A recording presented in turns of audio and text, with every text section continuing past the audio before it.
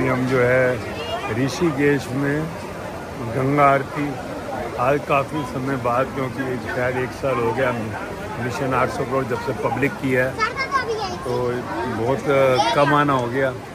तो आज यहाँ गंगा माँ ने बुलाया, कहते हैं ना बुलाती है। कैसे हम लगातार यहाँ इतने दिन रुकते थे और इतना लंबा समय कभी नहीं निकला। तो कैसे माँ जो है देखो, क्योंकि अंत में गंगा कहती है कि मेरे अंदर समा जा। इसलिए जब शरीर जाता है तो हम आखिरी जो डिपार्चर के लिए अस्थियाँ यानी उस शरीर को जिसमें आत्मा प्रवेश की थी गंगा में लाते हैं। पर गंगा माँ उन्हीं को स्वीकार करती है अस्थियों को जो कि गंगा की तरह जीवन जिए, गंगा की तरह जीवन जिए। कैसे?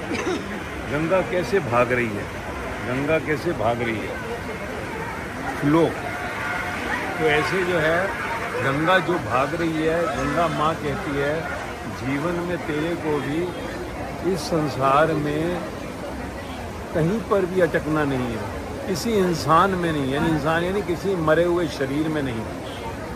कोई शरीर तो सबका मरेगा और किसी स्थान पे नहीं। स्थान भी एक दिन सब सागर अपनी चपेट में ले लेगा, सारी दुनिया चपेट में आ जाएगी, युग का अंत होगा।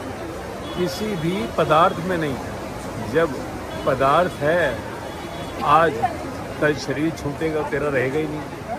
तो कहा कि किसी में अटकना नहीं है, फ्लो भागते रहना है, पकड़ना नहीं है, अपना कर्म करना है, ड्यूटी करनी है, छोड़ना नहीं है, परंतु अटकना नहीं है, क्योंकि सब मिट्टी है, सब मिट्टी है। गंगा कहती है कि अपनी चेतना अपने शरीर के अंदर आत्मा का ध्यान कर, जो कि परमात्मा से मिलेगी, तुझे परमात्मा से मिलाकर एक कर देगी।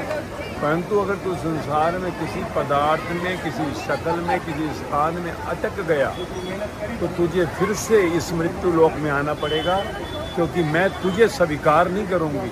भले तेरा परिवार लाकर अस्थियाँ मेरे अंदर डाल दे, मैं नहीं स्वीकार करूँगी। इसलिए हमने गंगा को आगे नालों में दिखाया मिलता हुआ, तो अस्थियाँ भी कहीं नालों में चली जाती हैं।